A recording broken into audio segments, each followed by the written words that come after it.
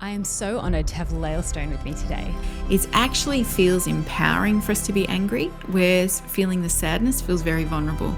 She's dedicated her life to helping parents and educators understand how childhood experiences shape who we become. I'll come home and I'll pick on one of my siblings so I can find my power again. It makes a lot of sense, right? Like kids will save up their feelings and be like, hey, I can take it all out on you. And how we can raise compassionate, resilient, emotionally aware humans. I mean, we could just substitute children for adults in this conversation here, right? Think about it. This is what we do as adults. We dig into the truth about conscious parenting, attachment, repair, resilience. You know, we see that our kids are an extension of us, but they are not responsible for our emotional well-being. Now let's give a warm welcome to Lael Stone.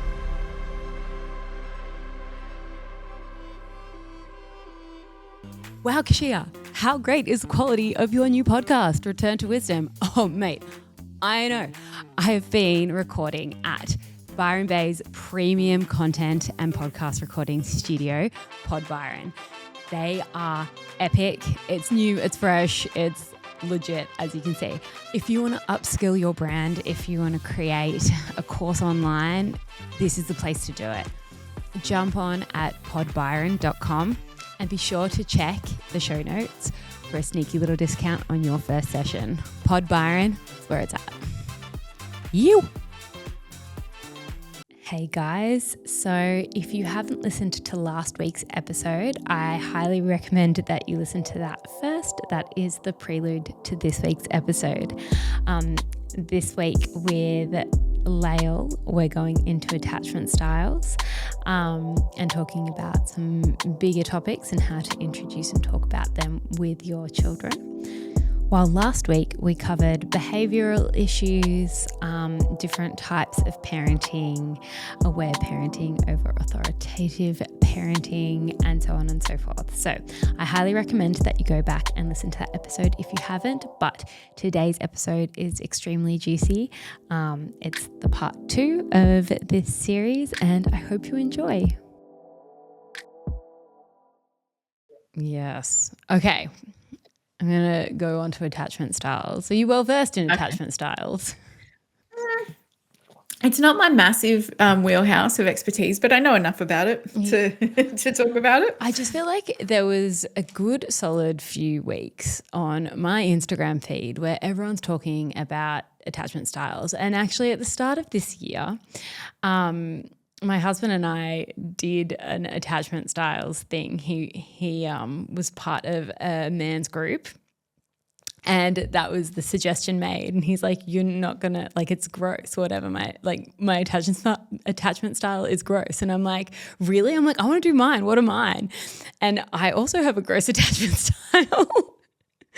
And then I listened to, I don't know, all the parenting experts that are talking about attachment styles and how, this, if a child is having inconsistent need, like their needs are getting met inconsistently, they're going to have disordered attachment, or they're going to have, what are the other ones? I forget. So we have an anxious attachment, we have an avoidant attachment, a secure attachment. Yeah. Okay. So we're all aiming for secure attachment with our children. Yeah. So how does a parent, and just pulling random things now, with an avoidant attachment and a parent with, what was the other one? An anxious attachment, who have made potentially 5 babies now ensure that how do we parent? How do we make sure that they are safely attached? I think, look, the attachment theory is beautiful, right? Because it kind of creates these beautiful conversations around how we can turn up in the world. And attachment, we know, is just one of the most important things for children to thrive, right? So it's really what attachment comes down to is, am I seen? Am I loved? Is it safe for me to be who I am? Can I depend on you to turn up for me, to care for me emotionally, physically, all that kind of stuff? And I think all of us want to go into parenting, ideally wanting to be securely attached, parents to our children, which means we love them unconditionally. We don't physically hurt them or harm them. We take care of their needs, all the stuff that we know is really important. However, what happens is the way we were raised, and you can look at it through an attachment lens. You could look at it through the different parenting styles we were raised with. You could look at it even through the lens I talk about in my new book about the different imprints we have. They're all kind of speaking the same thing. It's just kind of slightly different language around it.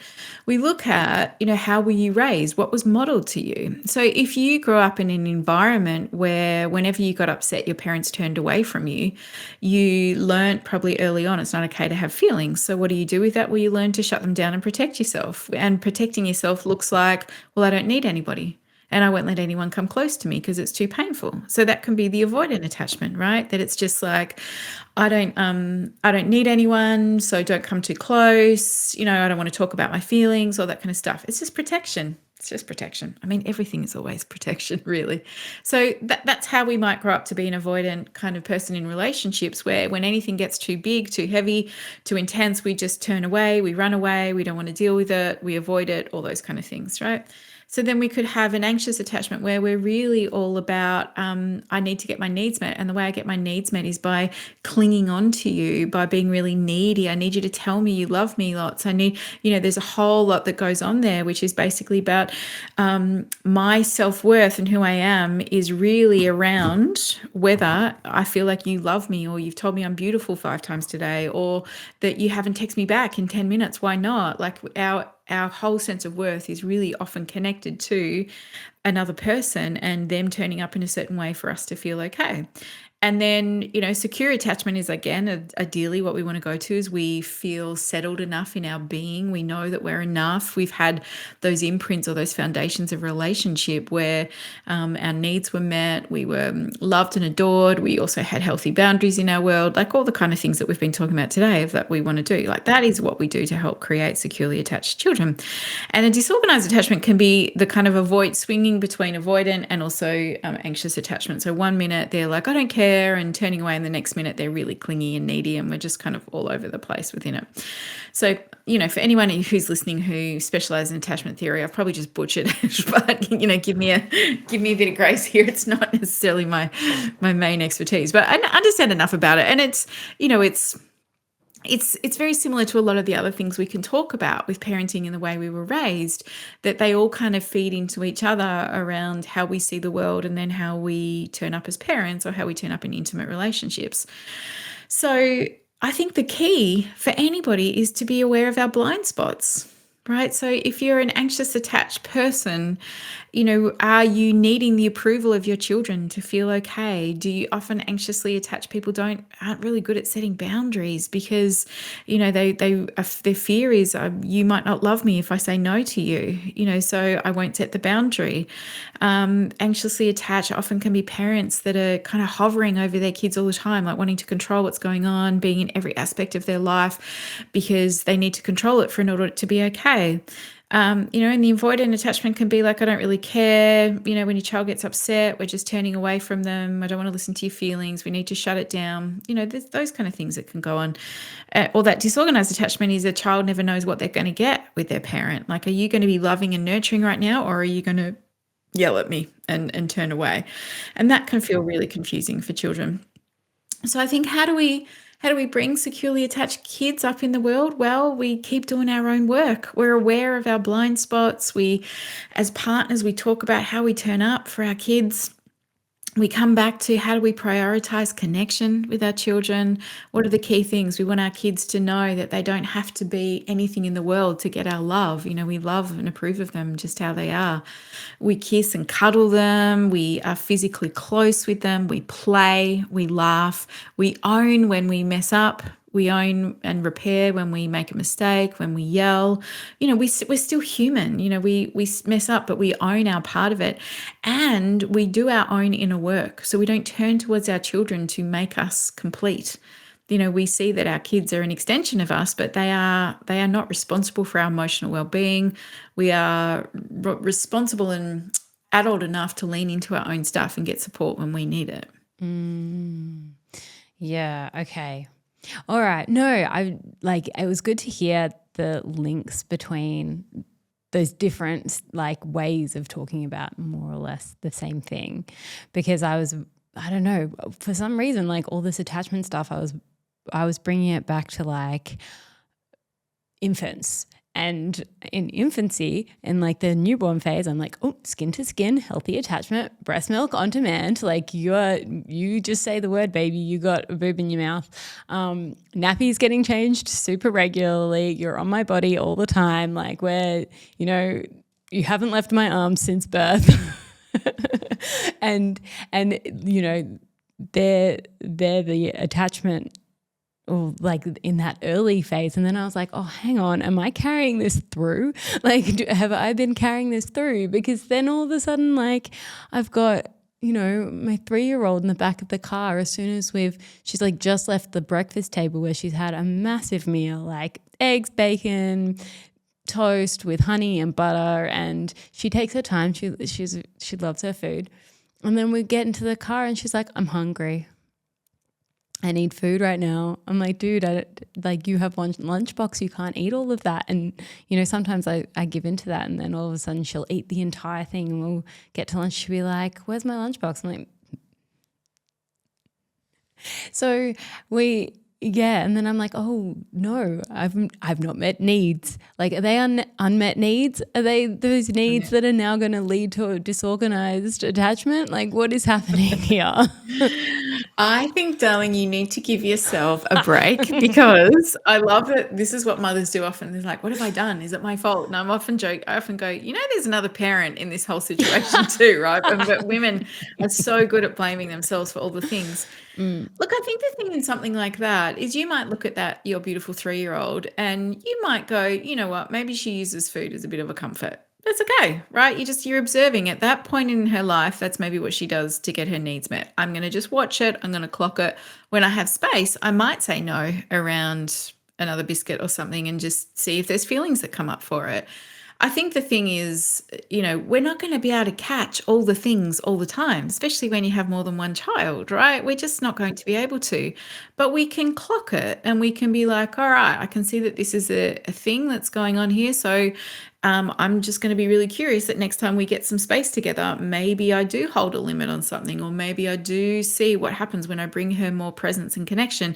Is she less likely to ask for food again? Like, or she could just have one of those kiddos that just loves their food, and just, like, again, there's so many different variables within it. No, you just nailed it. The presence and connection, like 100%. Okay. Because if it's not food, once she's had her food, then it's, I want this music. I want it to be louder. I want it to be quieter. And then she tries to have a full conversation about something that went on with her day, but there's always like, I want this now. And get the toy for me. Pick the toy up. Like, I'm driving. Yeah. I can't. Yeah. And that makes sense. She's one of 5 children. So, she's having to let you know how she needs to get her needs met in that way. And some days you'll be able to meet those needs, and some days you don't. And she's learning some beautiful stuff around that. And yes, there may be more needs that might need to be met there, but you're also just one human, darling. And, you have to roll with where that is. And I think, again, parenting is so stressful, because whether you've got one child, whether you've got 5 children, we are parenting without the village, which we often talk about. We're trying to meet everybody's needs. We're trying to do it with as much awareness and consciousness as possible. Like, it's full on. It is so full on what we are trying to do. And we can't do it perfectly. And some days we are going to drop all the balls, and other days we're going to be like, that was a golden moment. And, some of the research says that if you are getting it right 30% of the time, then you're doing well, right? Your kids are going to be okay. Oh, that's a low bar. I like that. Yeah, it is a low bar. It is. It depends what your 30% is, but it's a low bar, right? I feel like it probably needs to be higher, but that's what the research was saying. And I think about it, there's definitely been times in my parenting where I've looked at one of my kids and I can see that they're masking something, or something's going on, and I've been able to clock it, but I've also been like, I do not have capacity at this moment to lean into that. But I'm watching it, and I'm going to make sure that I circle back to that, or I'm going to pick it up when we've got a bit more space to do it. Because, again, human. You're human, right? That's just where it is. So I think the thing is, if you're watching and observing with your little one, food is a big connection replacement, then okay, how do we just make sure we have 20 minutes of special time a day where we get to just focus just one-on-one with her, if that's possible? That might be enough to fill up her cup, right? That she doesn't need to go with that. Or it might be that, as she grows a bit more, then space opens up and there is more time for connection within it. So I think we just have to be curious and kind more than anything to ourselves with what we're holding and what we're juggling. Yes. Okay. This is why I love speaking to you, Lael, because you bring balance to the situation. I'm like, sometimes I just can get so just almost frustrated with gentle parenting and like that, because I'm like, I can't do that with every single one of my children. Like I just can't. And then I start, I see myself float over to bad therapy. Have you read Bad Therapy by Abigail Schreier? Oh my gosh. Well, she's more like a pick yourself up by the bootstraps kind of woman. And I feel like, okay, this is the kind of parenting that I just have to use now. You're going to have to pick yourself up by your bootstraps because we haven't got time.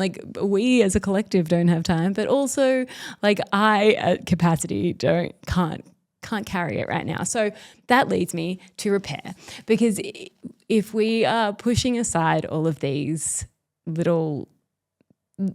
mainly little things, sometimes it's a big thing, and I can bring an example into that. But if we're kind of pushing that aside, how do we come back to that situation and repair that? Yeah. Well, I think repair is so vital, isn't it? Because, well, firstly, it kind of models to our kids that we're not perfect and we make mistakes. And so in repairing, we're teaching our children about repair. So that is a good thing. I think what makes for a really good repair is when it's genuine. So as an adult, if we mess up, the first thing I think to do before you go and repair with your child is actually to be compassionate with yourself. Because if we're beating ourselves up because we messed up or we yelled, and then we go and then we're kind of, I'm sorry, I'm really, really sorry, and we're begging, pleading, that doesn't feel good for a child, because they're like, oh, I need to make you feel better because you feel really bad, right? And that's never a child's job to do that. Also, we don't want to repair by going, I'm sorry, but you just wouldn't listen to me, and that's why I had to yell at you. Again, that's probably not a genuine repair, right? A genuine repair comes from a place where firstly we are kind to ourselves and go, hey, I just fucked up. That was really hard. This feels big. I'm stretched. I need a break. I need to talk to a friend. I am just going to acknowledge my humanness for a minute, that this is a really tough gig that I'm in. So firstly, we've got to just be compassionate to ourselves. And then we go to our child, we get down on their level and we own it and say, I am so deeply sorry for speaking to you that way. That is not okay. That is on me. Or I am really, really sorry for the way that I responded to you, my love. That is, my feelings got activated then, they're mine.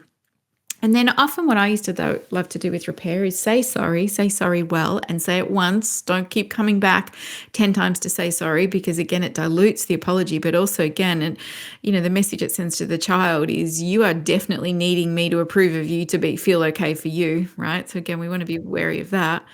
But once you have repaired, then I would say to my kids, what can I do to make this repair feel good for you? Right. So whether it's, do you want to read a book together? Do you want to go do a dance? Should we just have a snuggle? What would feel good for you with this repair, which usually can bring some connection together, which is a beautiful thing.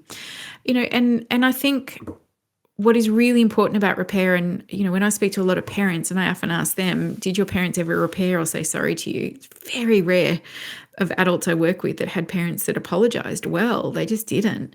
So it feels funny often for us to do it. And also, because if we weren't apologized to as children, we can have a story that when we apologize to our kids, it brings a whole lot of shame for us. It makes us feel bad about ourselves. So we just don't do it.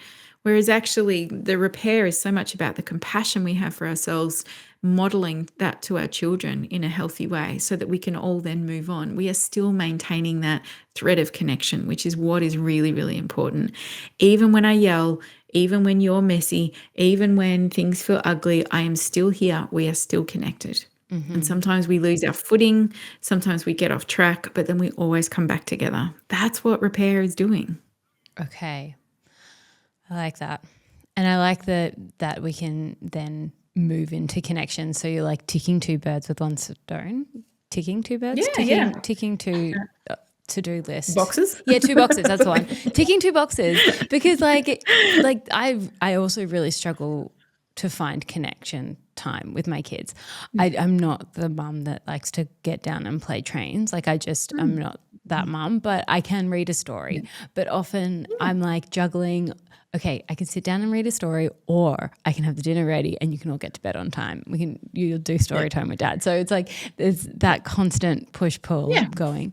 I have a situation that is a little less like me getting angry, but I feel like it wasn't a great parenting moment. And I'll explain. We recently we have two rabbits. And the other morning we had a situation with the snake and the rabbit. It's actually the second time our rabbit has had a situation with a snake. And what happened, I'll lay it down. So my daughter found her rabbit with a snake wrapped around it, and it wasn't a pretty sight.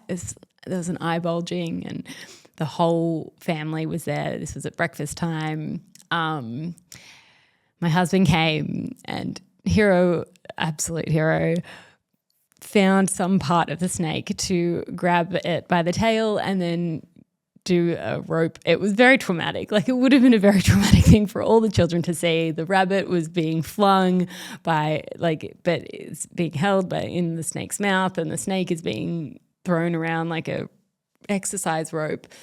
And my 10-year-old, it was her rabbit, was freaking out. She was holding the baby, and I was like pushing everyone away so they weren't near the snake. And she was like hyperventilating, and like noises, very scared noises were coming out of her. The rabbit was fine. So end of the story, the rabbit was fine. We saved the rabbit. The snake was also fine, relocated him to somewhere where there's an abundance of food that he doesn't need to come and eat our rabbits. But my daughter was really freaking out. Once we got the rabbit out from the snake, and she wasn't looking her best. She had a ripped ear and was very freaked out herself. I was like, girl, you have got to take some breaths and you've got to calm down for your rabbit. And then I in the moment when I said it, it was very chaotic, and I just couldn't hold space for her. And I wasn't thinking that, but I was like, that was probably not the right thing to say. But then we had to relocate a snake, and like the morning moved on. It was prioritizing the safety aspects. And then she did calm down. I'm pretty sure she just suppressed whatever was going on because there was a lot happening, and ended up calming down and holding her rabbit and washing her ear and all of that. And once we came back to it, she seemed fine. She was back in her normal self. She could talk about the situation without freaking out, and it was time to get to school. So we were packing lunch boxes like crazy and heading off. And now I'm wondering, do I go back to that situation and open the door of it? Because it hasn't been brought up again, although we've spoken about the snake and the rabbit, and she shared the story. We actually pulled a fang out of the rabbit, and she got to take that into school and show and tell that. So there's been some processes here. But I'm like, do I need to go back to that situation where she was absolutely hyperventilating and freaking out, and I told her to push that down because you need to stay strong for rabbit and see what's there and unpack that? Or do I wait until she approaches me, or do I wait till she's 30 and she needs therapy over it? Like, where do I go with that? Oh, well, if it was me, I would go back to when you have just space one-on-one with her, where there is time. Or I would go back and say, hey, darling, I want to talk about what happened with the rabbit and the snake. And that must have felt very scary for you when that happened. And I felt scared too. And I think that's why I told you to just be strong for your rabbit, because I felt scared in that moment. I can imagine you must have felt really scared. What was happening for you? Can you remember what it felt like in your body in your body, did it feel shaky? And yes, that's your body being very clever. It's telling you that there's alarm here. It's your body's doing exactly what it needs to, which is like protect you. Even your beautiful rabbit, he would have gone into shock to try and protect himself as well. Like that's what we do. So I just wanted to check in about how you feel about it. So I would just open up a conversation like that and see what comes up, and I wouldn't be afraid of whether she starts crying, whether she starts shaking. She might just want a blanket and go, that's fine, it's fine. And you might read, it's probably not fine, but that way she might not be ready to deal with it yet. So I think the thing with traumas, when they happen, we all respond in certain ways, which are usually around survival. So I would not give yourself a hard time, lovely. You did what you needed to in the moment, which was there's a lot of chaos going on here. And so I just need to make sure everyone's safe. So that makes sense, right? And we respond and react in these knee-jerk ways, which are not wrong and bad. They are like survival. So you did exactly what you needed to do in those moments. And then the thing with trauma, though, is that we then just kind of keep pushing it down and pretend it doesn't happen until something else comes up with a similar theme. And then that kind of gets loaded on top of all the other stuff. And then we have, more big feelings. Ideally, we want to be able to go back to the story. And sometimes, the body holds it as well as the mind. So I would start by just talking to your daughter about how did that feel for you? What went on? I felt scared as well. Like, let's talk about it. Let's draw about it. Let's just see. And you could say to her, if you have feelings that come up in your body around that, I want you to come and tell me, because sometimes our bodies need to shake when we feel scared. Sometimes we need to cry. Sometimes we need to run, when something like that happens. And so I just want you to know that if those feelings come up, you come and tell me and I'll help you to process what's happening there in that moment. So that is probably what I would do. I would circle back to it. I would watch her closely. I would be curious about it. I mean, again, you know her better than anyone, right? So you'll know when she's pushing it down or whether she's not feeling it. And then sometimes it is just watching to see if that's going to play out in other ways. Okay. All right. That's good. You've given me some ideas. I'll circle back to it. I do worry sometimes too that I don't want to like make a deal of something if it's not a deal. Like I don't want to like put a trauma where there isn't. So I feel like I'm like, do I reapproach this? Do I not? Do I like? Yeah, I would approach it, but I'd approach it neutrally. It's like, hey, I was just wondering how you feel about the rabbit and the snake thing that happened. And she might be like, oh, it's fine. And you might pick up in your body, it actually is fine. It's not a thing. Or you might just watch her closely. Like, does she freeze a bit? Do her eyes look a bit alarmed? Do you see that she tries to turn away from it? Just get a feeling. Like, trust yourself of what it is, when we can sometimes move in and sometimes we step back. And I think it is really just about observing and watching. It may not have a charge to it at all. And I think it's always worth talking and just bringing it up just to see. Because again, often where trauma gets lodged is when we're just taught to turn away from it. Okay. No, thank you. That was good. Lastly, maybe not lastly, but definitely something that I wanted to bring up with you, because as my children get older, there are themes and topics that are coming into their lives that I'm not prepared for. And so at 10 years old, the topic of sex has come up at school, and we're bringing home that, and also death. And I was wondering, one, for parents who aren't there yet, because I certainly wasn't prepared, when do we be prepared for these conversations, and how do we approach them in an age-appropriate way? Okay. So let me talk about death first, because it's kind of, I was going to say it's a slightly easier topic. It's not really, but I think it's a little bit more easier to discuss it. So some kids will bring up death when they're 4 or 5. Sometimes we have death happens in our family, grandparent, loved one, a pet, that kind of stuff. I think in our culture, we're pretty good at turning away from death, and I actually think we need to turn towards it, particularly with children. So books are a beautiful way to talk about death. There are some beautiful books. If you Google like books for children on death, there's some really beautiful books that come up. There's a beautiful book called The Invisible String. I can't remember the name of the other ones. And these can be really great ways to read books and talk about your belief around death, what happens. It's very normal for children to have fear around it. Like, what happens if you die, mum?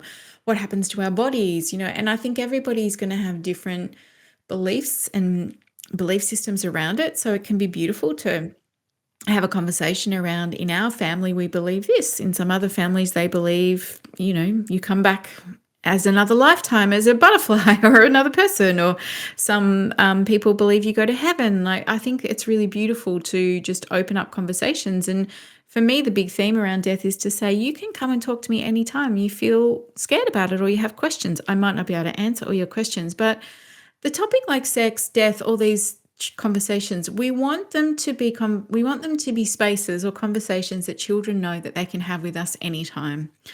And that's really, I guess, the main message of these type topics, is that our kids feel safe enough to bring them to us.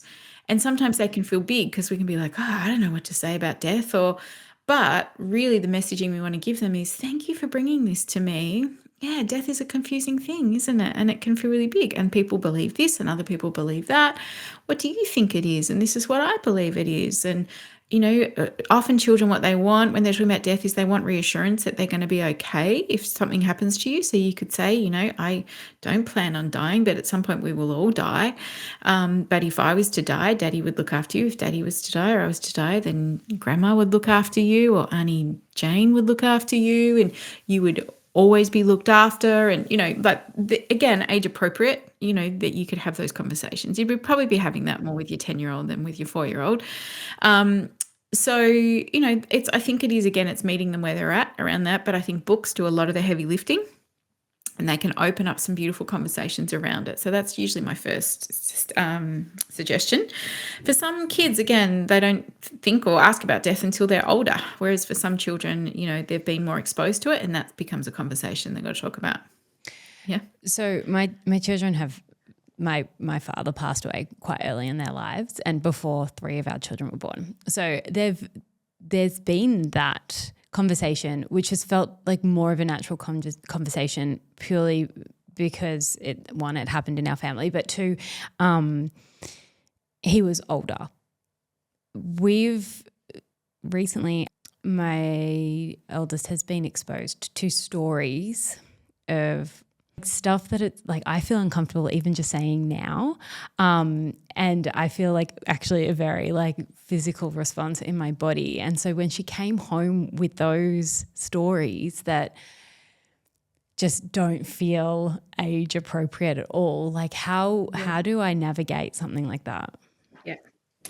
I think the thing with that is, yes, they don't feel age appropriate, but she's going to have questions. And what we don't want to do is just go, that's not appropriate for you to talk about, right? Because we're instantly, what we're saying is your thoughts and your questions are wrong.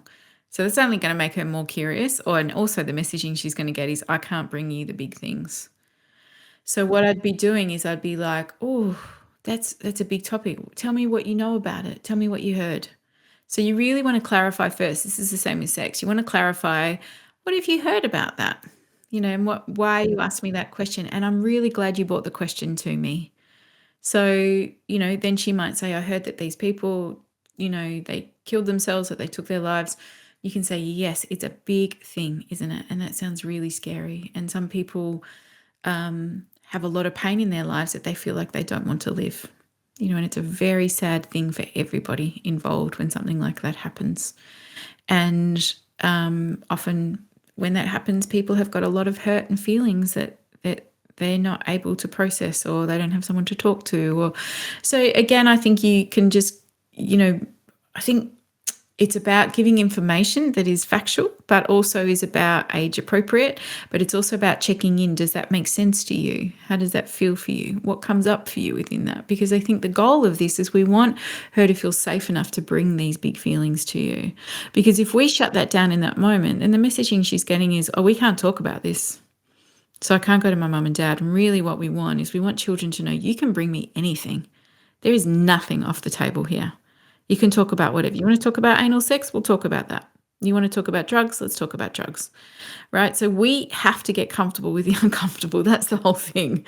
I mean, I used to teach sex education to teenagers for 5 years in secondary schools, and I used to run workshops for parents called How to Talk to Your Kids About Sex. I actually still have a webinar on my website, which is a great webinar for anyone who's just like, where do I begin? It goes through all the different ages. It talks about what's appropriate and all the resources to do it. And, that is all really, and again, sex a bit like death. We want to be having age appropriate conversations to help our kids know that it's something that is comfortable to talk about.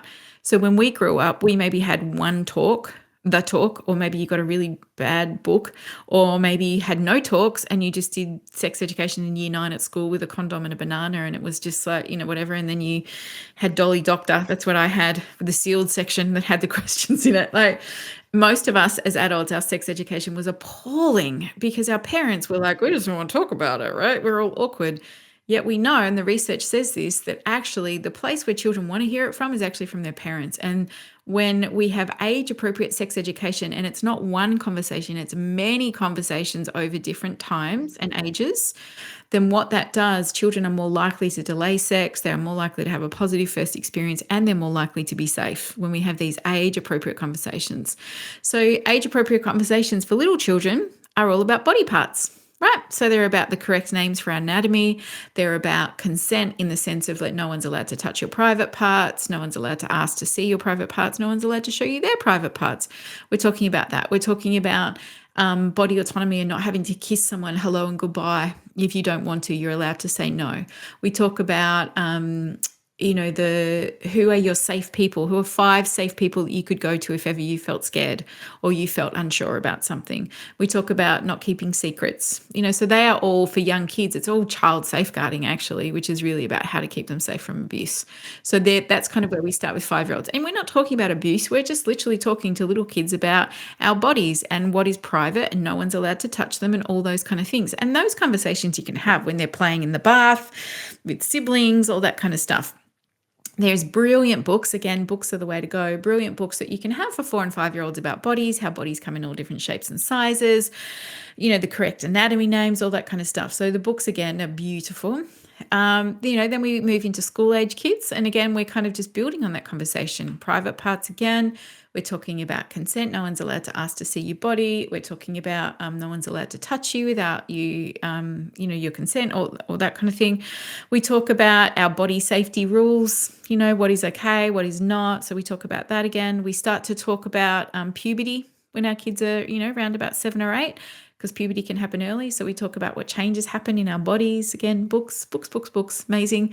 And probably around about the age of 9 or 10, I know this is very alarming, but we actually have to start talking about pornography. Because kids, the average age of exposure to pornography is around about 10. And it's not because they go looking for it, it's because they stumble across it or they're at a friend's house and they see it. So we want to be able to have, again, conversations to say, hey, there's pictures on the computer, on the internet that of people being naked and doing stuff to each other's bodies, and they're not appropriate for children. And if you come across them, you might feel really shocked.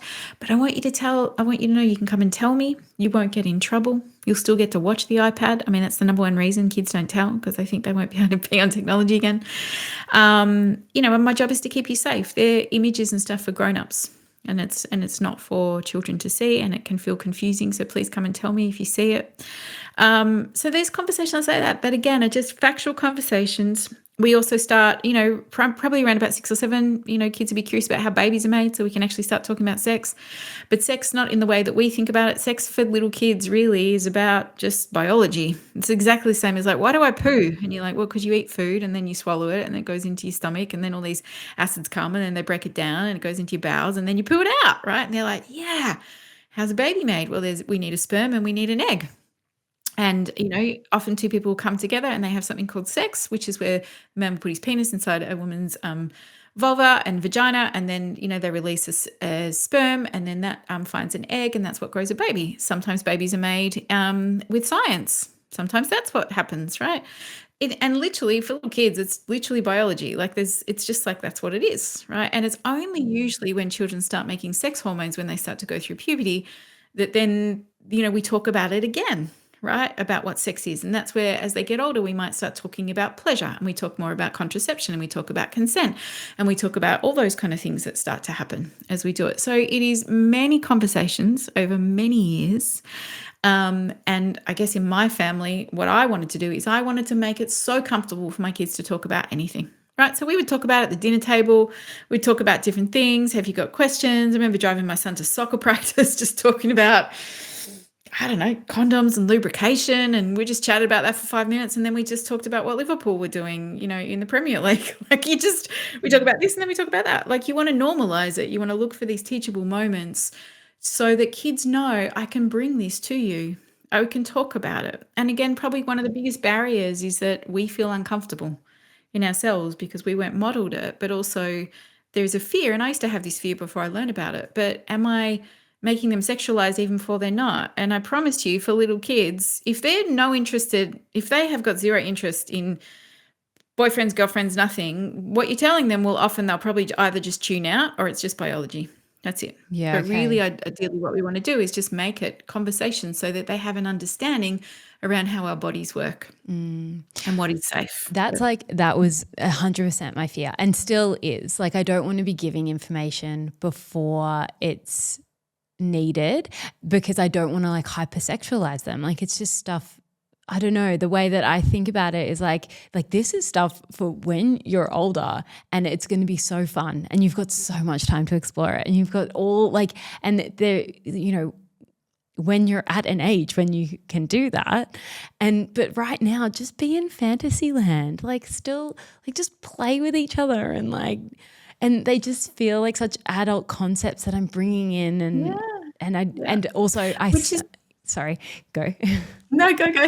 Well, I keep interrupting. I'm so scared that I'm going to, I don't know, mess it up and make it not even uncomfortable. But, sex is something that I've talked on the podcast many a times, and relationships and how important all of that is. And I'm like, that's just when we can talk about it like adults. That's when I want to have those conversations. But it's really hard to not bring all the experience I've had and all the information that I found and then make sure that I'm translating that in a child-friendly way. So we have the one story on, it's a Waldorf book on basically, where, how you came to be, and it's the soul drops down into the mum's tummy and then there's a baby. And I'm like, okay, we need to expand on this, but how do I go? So anyway, it's led to a lot of awkward conversations between me and my daughter because I'm like, I have too much information and I don't want to burden you with that. Yeah. But I think also too, the fact that she's asking or bringing it to you says it's time to have this conversation. Because because here's the thing, if you don't give her the information, she's going to go looking for it. So she's going to ask other people. We have the internet.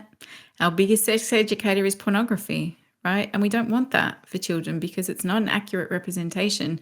I think if she's asking for it, it's time to open up the conversations about. So again, there's a really great website called sexedrescue.com. Kath has the biggest selection of books on it for kids, and it's age appropriate. If you want a book for a 4-year-old about puberty, then you can search that. If you want a book for 10-year-old, it's amazing. Go check out that website because she does a review of all the books, so you can actually see which one you want to get before you buy it. And I would really invite you to start having some time with your 10-year-old, just where you can look at these books, you can talk about it, and I guarantee you, again, what you're giving her is information that is not going to make her go, oh, gee, I want to have sex, right? Because she's nowhere near that. She's just curious. And so what you want to say is, hey, sex is this thing that adults do. And it's something that you do when you feel ready for it.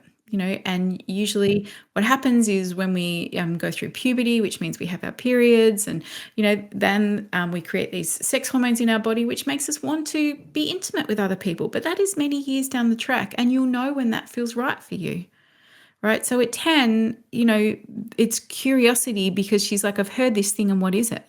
And so we want to empower our kids with giving them the right factual information that's age appropriate. And I would say that if she's bringing it to you, then it's time to have a conversation about it, because in the absence of it, again, she's going to probably go looking for the information in ways that maybe don't feel good. And we want to be the source of information for her, if that makes sense. And I promise you, her innocence can still be there, right? Because these kids' books, I can't tell you how good they are. They're really beautiful. They just talk about the facts of what happens with bodies, right? And that's what's going to meet that need for information for her. And then you go, and we'll talk about this again as you get older. and it's something you can always bring to me, and it's a wonderful part about being human, but it's something that we do when we're adults. I think that's like one of the most challenging things about having children at school, because there are parents who are, you know, at different stages of readiness to invite these conversations in with their children.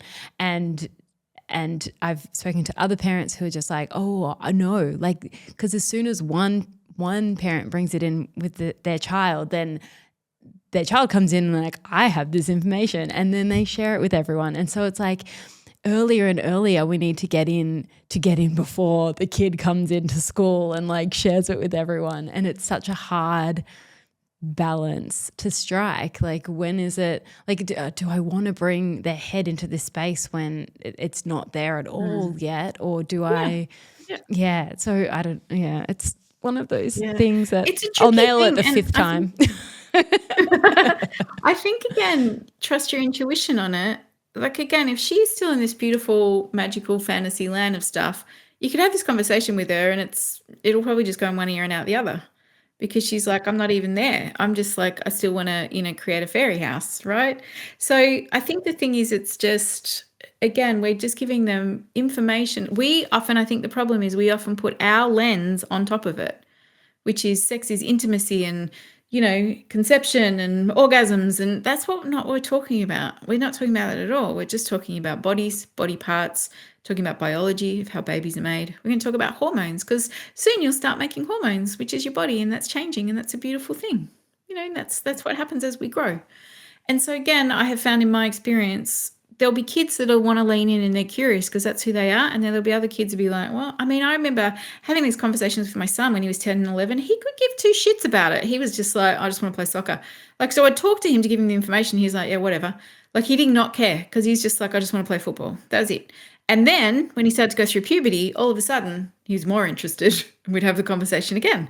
And then we'd have the conversation again, right? And so it just is, you would see that it will come in and out at different times. And then there's other families and people I've worked with whose kids were interested they were curious from a really young age, just because they're really curious little humans, right? And so, again, I think we've got to meet our kids where they're at, but what we want to do is give them the right information so that they're safe. That for me, my goal when I used to teach sex education was so that these teenagers would have healthy sexual experiences. Think about how many awkward, horrible experiences we had when we were teenagers.